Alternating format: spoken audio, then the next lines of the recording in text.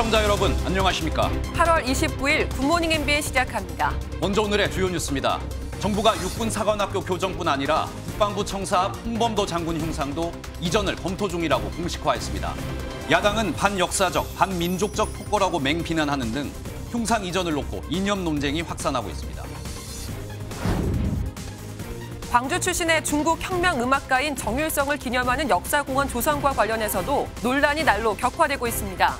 박민식 국가보훈부 장관은 사업 철회에 장관직까지 걸겠다고 밝혔고, 강기정 광주시장은 정율성 선생 기념 사업은 중앙정부에서 먼저 시작했다며 당당하게 사업을 마무리하겠다고 맞섰습니다.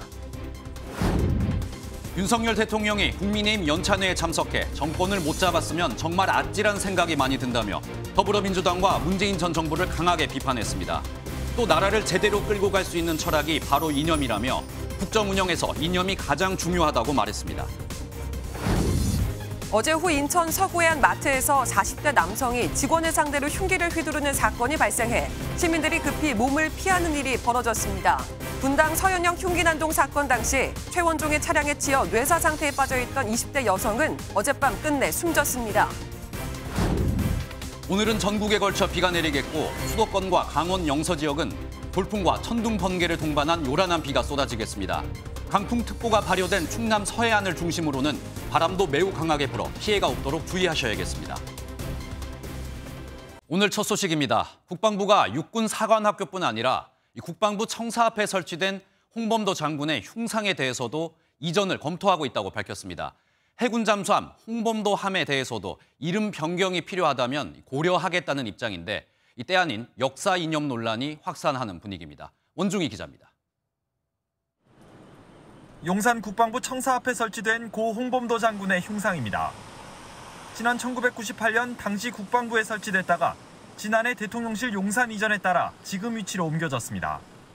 국방부는 육군사관학교 교내뿐 아니라 이곳 흉상 또한 필요하면 이전을 검토하고 있다고 밝혔습니다. 이유는 홍범도 장군이 지난 1927년 소련 공산당에 입당한 전력 때문입니다. 홍범도 장군과 관련돼서 공산당 입당 또는 그와 관련된 활동 이런 부분이 지적되고 있어서 다만 기존 흉상 자리에 6.25 전쟁 영웅 백선엽 장군의 흉상을 대신 세우는 안은 검토된 바 없다고 밝혔습니다.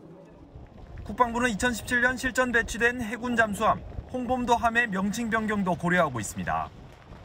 독립운동 과정에서 좌익 활동을 문제 삼는 건 무리라는 지적도 나오는 가운데 국방부는 애국지사들의 공로까지 부정하는 건 아니라고 해명했습니다. 문재인 전 대통령도 흉상 이전에 반대의 뜻을 나타낸 가운데 대통령실은 국방부와 육사에서 검토할 일이라며 거리를 두는 모습입니다. MBN 뉴스 원중입니다. 중국과 북한에서 혁명 음악가로 활동했던 광주 출신 음악가 정율성을 놓고도 논쟁이 뜨겁습니다. 박민식 보훈부 장관은 정율성은 적군의 응원대장이라며 장관직을 걸고 기념공원 사업을 맡겠다고 했습니다. 하지만 강기정 광주시장은 정율성은 한국과 중국, 한중 우호의 상징이라며 문제될 게 없다고 맞섰습니다. 이 내용은 한범수 기자입니다. 호남 학도병을 기리며 전남 순천역을 찾은 박민식 국가보훈부 장관이 광주시의 정율성 역사공원을 장관직을 걸고라도 맡겠다고 말했습니다. 박 장관은 정율성은 적들의 사기를 북돋웠던 응원대장이며 그를 기념하는 공원은 헌법 정신에 어긋난다고 강조했습니다.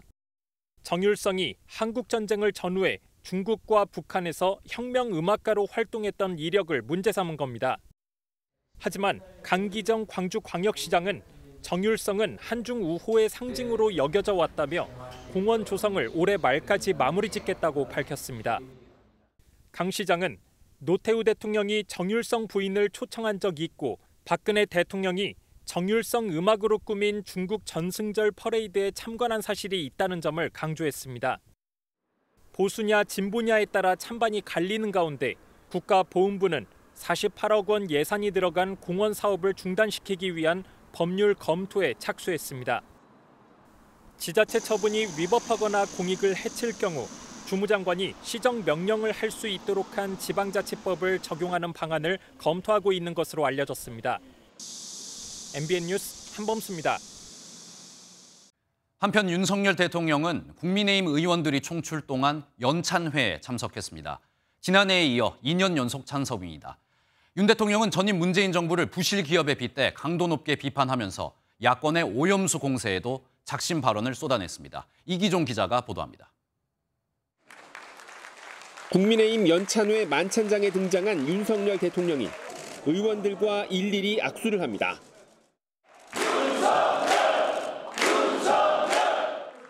환호 속에 시작된 인사말에서 지난 문재인 정부를 부실 기업에 빗댔습니다. 지난 대선 때 힘을 합쳐서 그야말로 국정 운영권을 가져오지 않았더라면 이 나라가 어떻게 됐겠나 하는 정말 아찔한 생각이 많이 듭니다. 겉은 화려하지만 회계는 전부 분식. 나라가 거덜나기 직전이라는 표현이 등장했습니다. 여소야대에 언론도 야권이 장악해 24시간 정부 욕을 한다며 야권의 오염수 방류 공세에도 작심 발언을 이어갔습니다. 후쿠시마 거기에 대해서 나오는 거 보십시오. 도대체가 과학이라고 하는 거는 1 더하기 1을 100이라고 그러는 사람들이니까. 육군사관학교에 홍범도 장군 흉상 이전이 논란인 가운데 철진한 엉터리 사기 이념에 매몰됐다는 발언이 나와 이목이 쏠렸습니다. 제일 중요한 게 이념입니다. 철진한 이념이 아니라 나라를 제대로 끌고 갈 수 있는 그런 철학이 바로 이념입니다. 만찬에서 수도권 위기론 등 총선 대책과 관련해 윤 대통령은 어렵더라도 선거에 자신감을 가져야 한다고 언급한 걸로 전해졌습니다. 거대 야당을 상대로 지난 지방선거에서 잘하지 않았느냐는 겁니다. 만찬은 1시간 정도 진행됐고 김대기 비서실장 등 대통령실 참모진도 대거 참석했습니다. MBN 뉴스 이기조입니다. 더불어민주당은 어제부터 1박 2일 일정으로 워크숍을 진행하고 있습니다. 정부 여당을 향한 비판과 내년 총선에 대한 대비를 의논했는데요. 이재명 대표의 사법 리스크를 둘러싼 이견도 표출됐습니다. 전민석 기자의 보도입니다. 하얀색 상의를 맞춰 입은 더불어민주당 166명의 의원들이 강원도 원주에 모였습니다. 내년 총선 전 마지막 정기국회를 앞두고 진행된 워크숍은 이재명 대표 취임 1주년과 맞물렸습니다. 이 대표는 거대 야당으로서 제대로 역할을 하지 못한 부분이 있다며 아쉬움과 반성을 동시에 드러냈습니다. 우리가 국민의 기대에 충실히 부응했는지 되돌아보면 아쉬운 부분이 많습니다. 이 위안을 막론하고 큰 책임을 느낍니다. 계파 갈등이 분출될 거란 전망이 적지 않았지만 연찬회에선 윤석열 정부와 여당을 향한 투쟁과 단결이 줄을 이뤘습니다. 특히 오염수 방류 문제를 비롯해 권력기관 사유화 등 문제에 대한 비판이 쏟아졌습니다. 삼권 분립의 파괴로 헌법 정신이 위협받고 있습니다. 시민사회와 노동계를 압박하고 선관위는 물론 언론까지 본격적으로 장악해 들어가고 있습니다. 다만 비공개 발언에선 이 대표 사법 리스크에 대한 일부 이견이 나오기도 했습니다. 한 의원이 이 대표가 희생해야 당이 살아난다며 체포 동의안에 대한 사실상 가결 표결을 주장하자 친명계 의원이 곧장 반박한 것으로 전해졌습니다. 민주당은 오늘까지 원주에 머물며 하반기 국회 운영 계획과 내년 총선 전략 마련에 만전을 기한다는 계획입니다. MBN 뉴스 전민석입니다.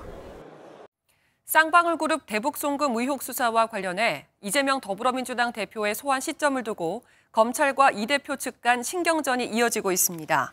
수원지방검찰청은 어제 언론에 밝힌 입장문에서 당초 오는 30일 이 대표 출석을 요구했으나 국회 비회기 중임에도 거부당했다며 변호인에게 다음 달 4일 출석을 유선과 서면으로 재차 요구했다고 설명했습니다. 이날 민주당 박성준 대변인은 국회 브리핑에서 이 대표는 9월 정기국회 본회의가 없는 주간인 9월 11일에서 15일 사이 출석할 것임을 밝혔습니다.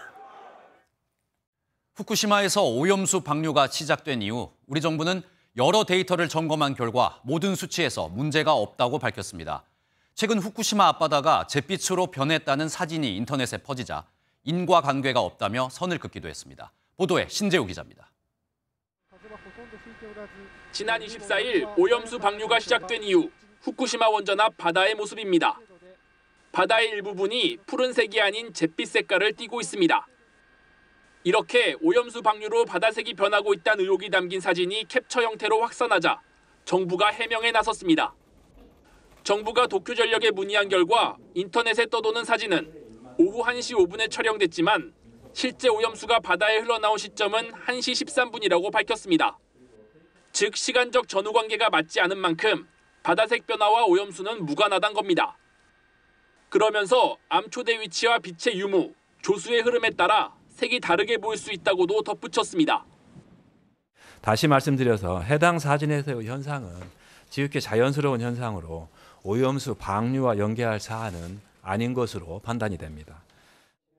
또 도쿄전력이 제공한 데이터 등을 점검한 결과 삼중수소 농도를 비롯한 모든 수치가 기준치를 넘지 않았다고 덧붙였습니다. 그제 후쿠시마에 도착한 우리 측 전문가들은 일본 IH과 1차 미팅을 갖고 구체적인 활동 사항과 체류 기간에 대해 논의 중입니다. MBN 뉴스 신재우입니다. 보신 것처럼 일본 정부와 우리 정부 모두 오염수 방류 이후 채취한 바닷물에서 우려할 만한 삼중수소는 검출되지 않았다고 밝혔습니다. 하지만 시민 불안은 여전한데요. 그래서 정부가 일본산 수산물이 국산으로 둔갑돼 팔리지 않는지 더 철저하게 단속하기로 했습니다. 기업들은 대대적인 수산물 소비 촉진에 들어갔습니다. 이교욱 기자입니다. 전통시장에 수산물을 사러 온 시민들, 원산지부터 확인합니다. 후쿠시마 오염수 방류가 시작된 이후 더 꼼꼼히 살피는 소비자가 많습니다. 일본산 수산물인지 아닌지에 대해서 신경이 많이 쓰입니다. 걱정스러워요. 일단 일본에 일자만 들어가도 손님들이 다 도망가거든요. 그래서 저희는 일본산을 웬만하면 피하는 편이죠. 그러나 일본산을 국산 등으로 거짓 표시해도 소비자가 확인하기란 사실상 불가능합니다.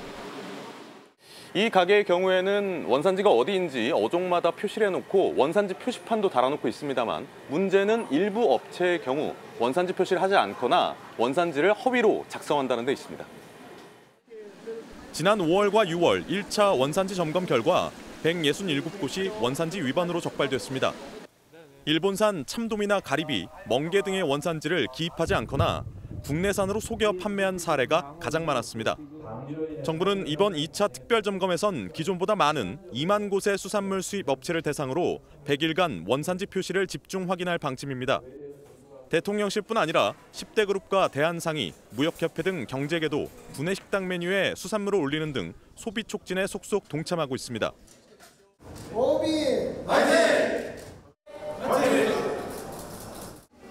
원전 사고 당시 수산물 소비가 40% 급감했던 상황이 재현되지 않도록 수산업계가 총력전을 펴고 있습니다. MBN 뉴스 이교욱입니다. 오염수 방류와 관련해 중국에서 일어나고 있는 방류 항의 전화와 투석 행위에 대해서 일본이 중국 대사를 불러 유감을 표명했습니다. 중국은 일본 측의 잘못이 초래한 일이라며 맞불을 놨습니다. 장동건 기자입니다. 중국 칭다오에 있는 일본 영사관 인근에 누군가가 욕설이 담긴 낙서를 남겼습니다.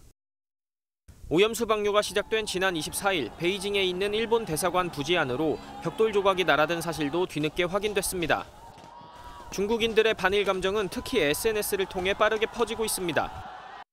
웨이보에서는 일본의 핵 폐수 방류가 주변국에 영향을 주기 시작했다라는 키워드가 1억 3천만 회의 조회수로 실시간 검색어 1위에 올랐습니다.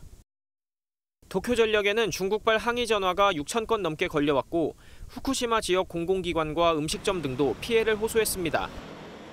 일본 언론에선 유선 전화기에서 국제전화 착신을 차단하는 방법까지 공지하고 있습니다. 결국 일본 정부는 주일 중국 대사를 초치해 투석 행위와 항의 전화 등에 유감을 표시했습니다. 中国から発信されていると思われる海洋放出についての電話等の嫌がらせが多数発生しています。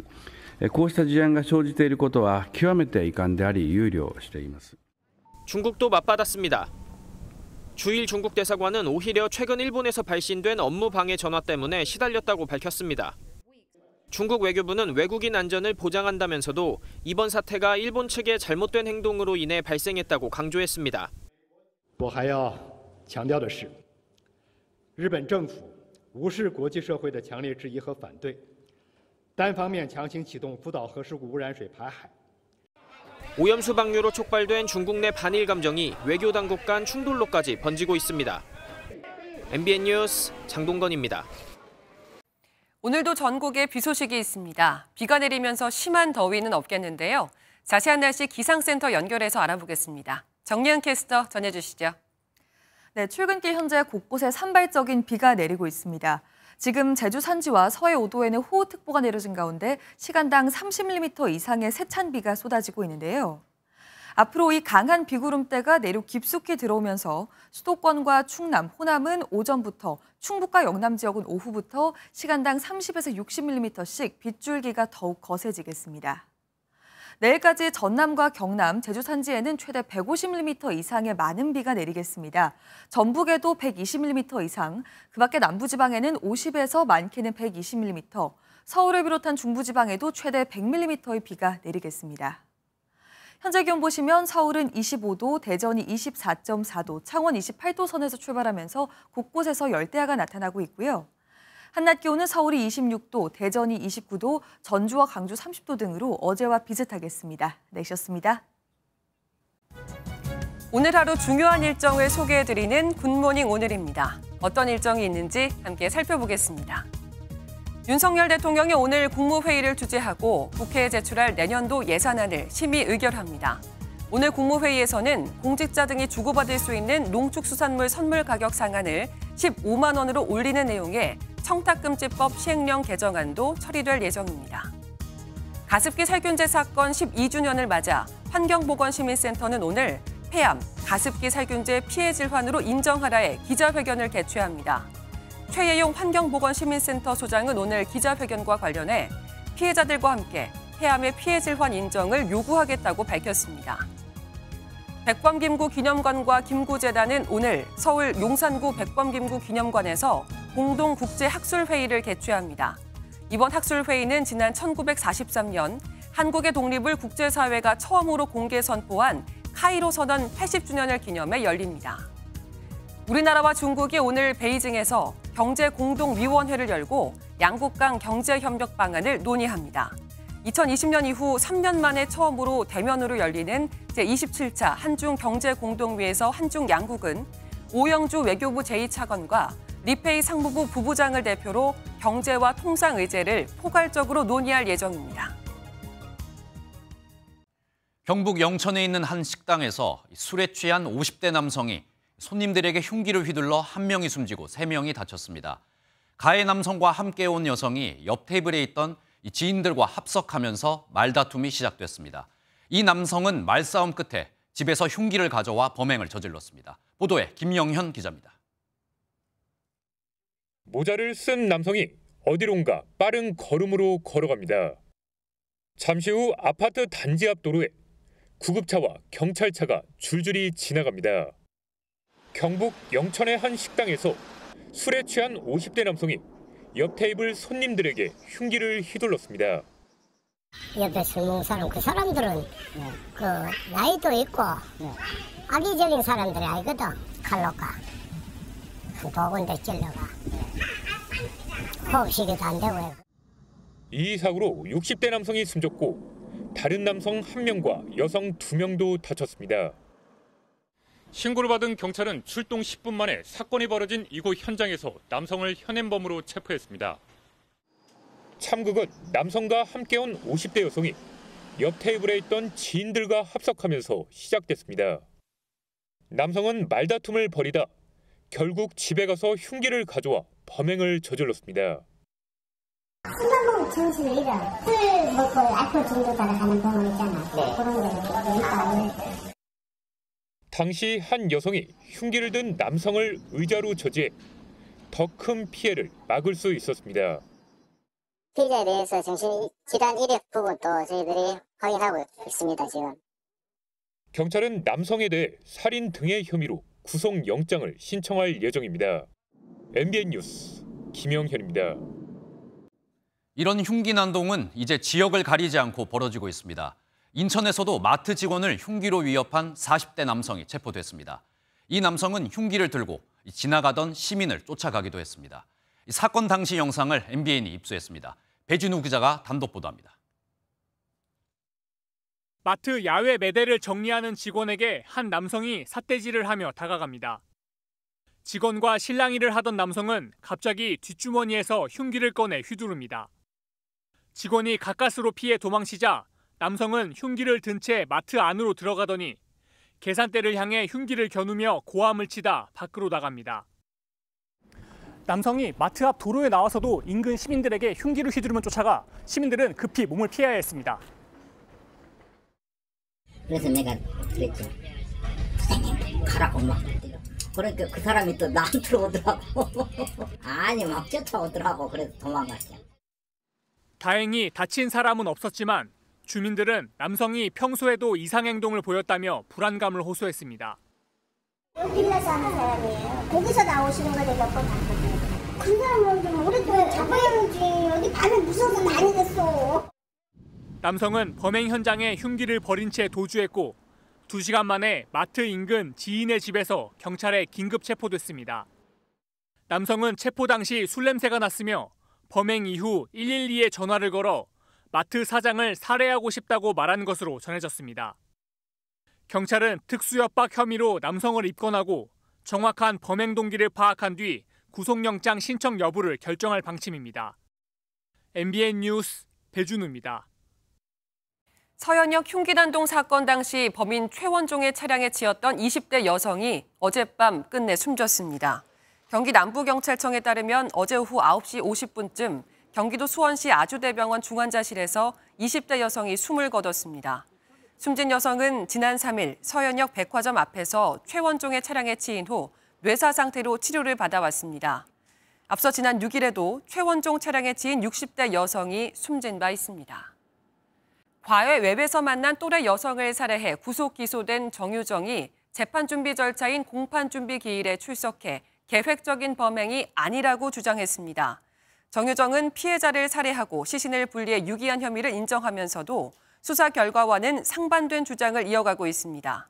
정유정의 변호인단은 또 다음 달 18일 첫 공판을 앞두고 모방범죄와 국민에게 미치는 영향이 우려된다며 비공개 재판을 요청했습니다. 서울 용산에 있는 한 아파트 단지에서 한 명이 추락해 숨지는 사고가 발생했는데 이 사망자는 경찰이었습니다. 그런데 이 숨진 경찰이 이 단체로 마약을 투약한 정황이 발견됐습니다. 당시 함께 있던 일행들 중에서는 검사 결과 마약 양성 반응이 나왔습니다. 이혁재 기자입니다. 서울 용산구의 한 아파트에서 그제 새벽 4시 50분쯤 남성 한 명이 떨어졌다는 신고가 접수됐습니다. 이곳에서 일행 7명 중 1명이 남성이 추락하자 경찰에 신고하면서 남성은 병원으로 옮겨졌습니다. 출동한 경찰이 확인한 결과 추락해 숨진 남성은 강원경찰청 소속의 경장이었습니다. 그런데 수사 과정에서 숨진 경찰을 포함해 이 일행이 집단으로 마약을 투약한 정황이 드러났습니다.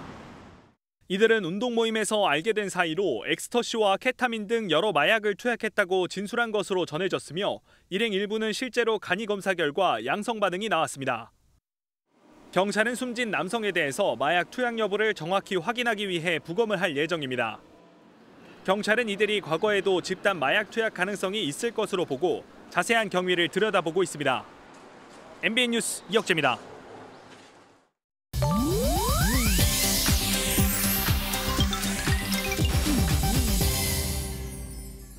인터넷에서 화제가 되는 소식들을 모아서 전해드리는 인터넷 와글와글입니다. 연극 배우 윤석화 씨가 뇌종양으로 투병 중인 것으로 전해졌습니다. 윤석화 씨는 한 월간지 인터뷰를 통해 지난해 10월 뇌종양 수술을 받았다고 밝혔는데요. 이어 하루를 살아도 나답게 사는 것이 중요하다며 현재 항암 대신 자연요법 치료에 전념하고 있다고 전했습니다. 지금은 전과 같진 않지만 일상생활엔 무리가 없는 상태로 회복했고 종양의 크기도 줄어들고 있다고 하는데요. 1년 넘게 무대에 서지 못하고 있지만 복귀를 꿈꾸며 공연장을 찾는 일은 게을리하지 않고 있다는 그녀. 하루빨리 다시 무대에 선 모습 보고 싶네요. 스타판다 푸바오의 아빠 러바오가 대나무가 아닌 이것을 입으로 가져가는 아찔한 일이 벌어졌습니다. 그 정체는 바로 관람객이 떨어뜨린 장난감 자동차였는데요. 러바오는 방사장에 떨어진 이 장난감을 이리저리 살피다 씹기 시작했습니다. 말 그대로 씹고 뜯고 맛보기에 돌입한 건데 하지만 마음에 들지 않았는지 뱉어버리고 맙니다. 이 모습을 본 관람객들은 황급히 직원들에게 이 사실을 전했는데요. 결국 러바오는 장난감을 두고 평소보다 일찍 퇴근하게 됐다고요. 러바오는 구강검사를 받았지만 문제가 없는 것으로 알려졌는데요. 그저 작은 장난감일지라도 동물들에겐 큰 위험이 될 수 있는 만큼 소지품이 떨어지지 않도록 조심해야겠습니다. 우크라이나군이 특수한 신발을 도입했습니다. 군인들을 지뢰로부터 보호하기 위해서인데요. 일명 스파이더 부츠, 거미 부츠라고 불리는 이 신발은 언뜻 보면 이름처럼 거미를 닮았습니다. 캐나다의 한 회사에서 25년 전 개발했다고 하는데 신발 밑창에 약 10cm의 다리 4개를 붙여 발이 지면에 바로 닿지 않도록 제작돼 분화 위에 더 싣는 형태입니다. 최소한 발이나 다리가 절단되는 치명상을 피할 수 있도록 한 건데요. 한 외신 보도에 따르면 지금까지 지뢰로 팔다리를 잃은 우크라이나 군이 최대 5만 명에 달하는 것으로 추정되고 있습니다. 문제는 이 신발이 한 켤레에 약 53만 원으로 저렴하지 않다는 것. 이에 우크라이나군은 부츠 구매를 위한 모금에 나서기도 했다네요. 인터넷 와그라글이었습니다. 이동관 방송통신위원장이 취임했습니다. 이 취임 일성으로 공영방송의 체질 개혁을 꼽았는데요. 첫 업무도 공석이었던 공영방송 이사를 선임하는 일로 시작했습니다. 차민아 기자입니다. 이동관 방송통신위원장은 현충원 참배로 취임 첫 일정을 시작했습니다. 방명록에는 글로벌 미디어 강국 도약에 초석을 다지겠다는 다짐을 적었습니다. 이어진 취임식에서 이 위원장은 공영방송 개혁을 1번 과제로 꼽았습니다. 사실상 무소불위의 권력을 누려온 공영방송이 국민의 선택과 심판이라는 견제 속에 신뢰를 회복하도록 하겠습니다. 이동관 호 6기 방통위 첫 회의 안건도 공영방송 이사 선임이었습니다. MBC 대주주인 박문진 이사에 김성근 전 MBC 본부장, EBS 이사에는 강규형 명지대 교수가 각각 임명됐습니다. 비록 완전체로 출범하지 못한 아쉬움은 있지만 그동안 미뤄왔던 여러 가지 시급한 현안을 처리하기 위해서 회의를 개최하게 됐습니다. 야당은 공세를 이어갔습니다. 이동관 표 언론 탄압이 성공할 것이라는 망상 버리시기 바랍니다. 새 정부 출범 1년여 만에 6기 방통위가 출범했지만 상임위원 5명 중 공석인 3명이 채워지기까지는 시간이 더 걸릴 전망입니다. MBN 뉴스 차민아입니다. 국제적 망신을 샀던 잼버리 관련 단독 보도입니다. 잼버리 조직위원회 안에는 주요 사업의 운영과 예산을 결정하는 집행위원회가 있습니다. 그리고 이 집행위원회의 장은 전라북도 도지사가 맡고 있습니다. 하지만 지난 4년간 집행위원회는 단 한 차례도 모이지 않았습니다. 지난 5월 집중호우가 발생해 침수 대책을 마련할 때도 회의는 서면으로 진행됐습니다. 노태현 기자가 단독 보도합니다. 잼버리 조직위원회 내 예산과 주요 사업 계획 승인권을 갖고 있는 집행위원회의 지난 6월 회의 자료입니다. 5월 집중호우로 잼버리 대회장이 물에 잠긴 뒤 침수 대책 마련이 시급한 상황에서 35억 원의 추경 예산안을 심의했습니다. 파레트와 관련한 위원들의 우려가 다수 제기됐지만 서면으로 찬반을 표시해 원안 그대로 가결됐습니다. 앞서 2022년 말 회의에서는 대면 회의를 건의하는 목소리가 나왔지만 묵살되기도 했습니다. 4년간 송하진, 김관영 전북도지사가 주재한 집행위원회 회의는 모두 14번, 2번의 화상회의를 제외하고 모두 서면으로 진행됐습니다. 회의 소집과 부의사항 결정 등의 권한이 사실상 전북도지사에게만 있는 가운데 20여 명의 위원들은 심도 있는 논의 기회조차 없었던 겁니다. 서면 회의로 진행되다 보니까 다각적이고 심도 있는 토의와 논의 없이 형식적인 심의 의결 절차를 수행하는 역할에 거친 것도 파행의 원인 중에 하나라고 생각합니다. 김관영 지사는 앞서 상하수도와 주차장 등을 제외한 화장실과 폭염 대책 등은 조직위의 업무라며 전북 책임론은 온당치 않다고 주장했습니다. MBN 뉴스 노태현입니다. LH 아파트 20곳에서 철근이 사라진 순살 아파트 사태는 전국 9개 지역 경찰청에서 수사 중입니다. 이번엔 서울경찰청이 강남 역세권 아파트의 부실을 조사하기 위해 설계업체와 LH 본사를 압수수색했습니다. LH가 자료 협조를 충분히 하지 않은 것으로 알려졌는데 LH 본사에 대한 4번째 압수수색입니다. 백길종 기자입니다. 서울경찰청 반부패 공공범죄수사대가 경남 진주 LH 본사와 서울 설계업체 2곳에 사무소, 대표 자택 등 7곳을 압수수색했습니다. 서울 강남 수서 역세권 아파트 단지 철근 누락 원인을 밝히기 위해서입니다. 철근 누락 이유 밝힐 자료 확보하셨나요? 수서 단지는 국토부가 철근 누락의 원인을 시공사 과실이 아닌 설계 오류로 판단했던 곳입니다. 이번 압수수색에서 경찰은 아파트 단지 설계도면 확보에 집중한 것으로 전해졌습니다. 설계업체 법인과 대표를 건축법 위반 혐의로 입건한 경찰은 확보한 자료를 분석한 뒤 소환 조사도 검토할 방침입니다. 하지만 설계업체 측은 일부 규격에 맞지 않는 철근이 들어간 건 사실이라면서도 LH와의 유착 관계는 부인했습니다. 과실이죠. 예, 전적인 과실이고요. 어떤 고의성으로 그거를 철근을 누락해가지고 그 차익을 남겨 먹었다거나 그런 사안은 아닙니다. 이 사건. 지난 16일 광주경찰청이 LH 본사를 처음 압수수색한 뒤 서울이 4번째인데 관련 의혹을 수사 중인 지방청이 9곳인 만큼 강제 수사는 당분간 이어질 전망입니다. MBN 뉴스 백길종입니다.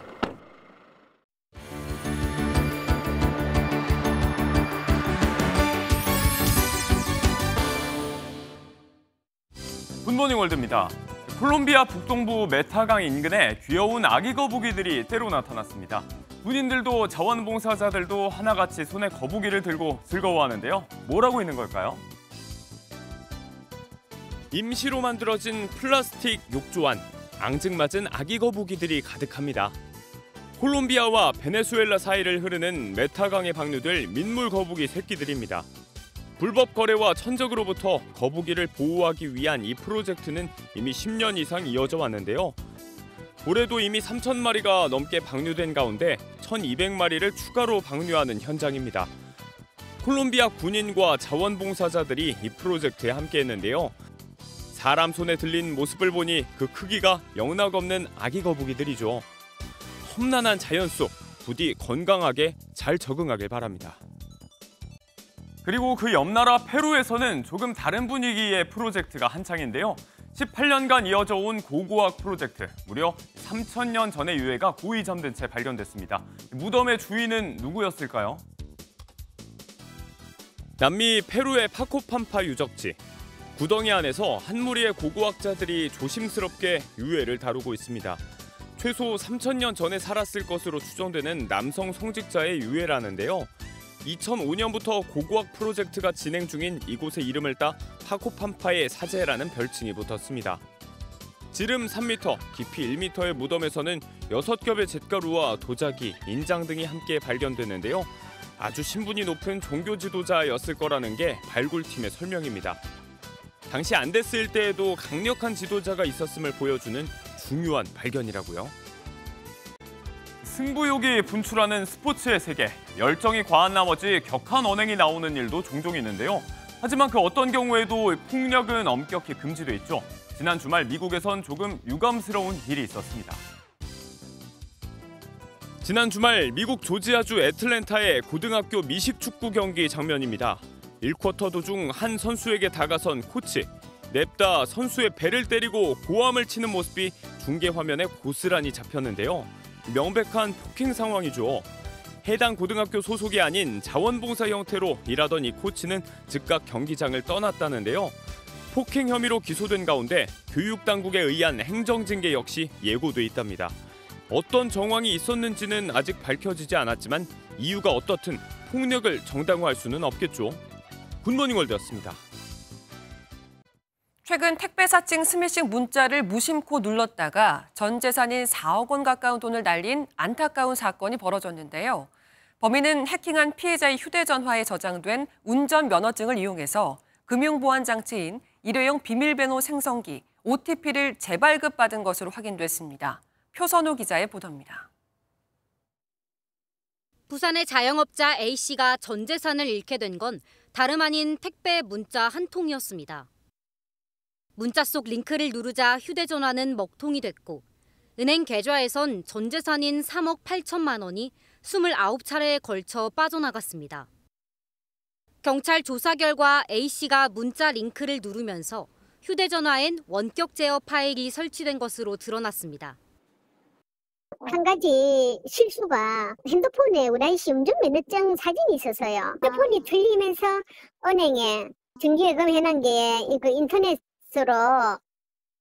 이른바 스미싱범들은 파일을 이용해 휴대전화를 해킹하고 저장된 운전면허 사진 등 개인정보를 활용해 새로 일회용 비밀번호 생성기인 OTP를 발급받은 것으로 드러났습니다.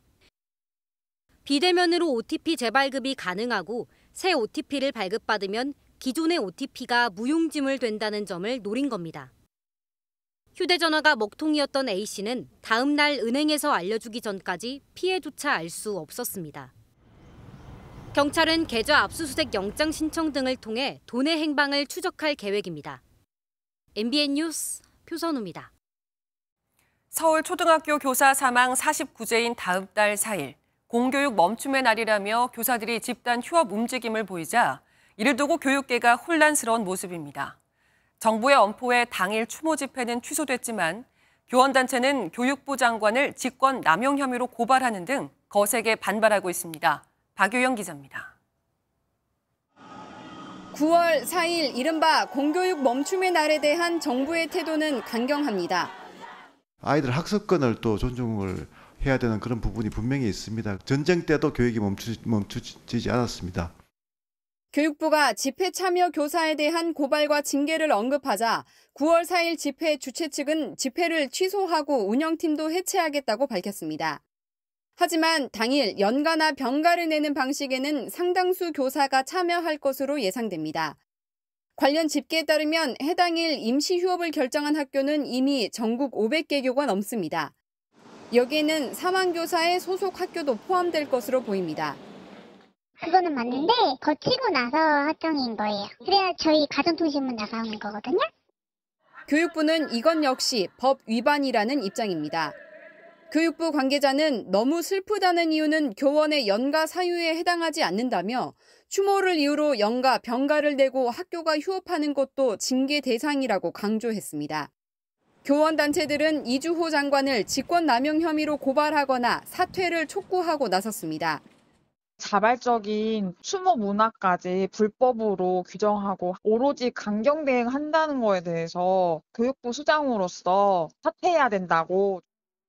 교사 휴업을 놓고 시도교육감이 각자 다른 목소리를 내면서 진보와 보수 이념 양상으로 흐르는 데 대한 우려도 나옵니다. MBN 뉴스 박영입니다.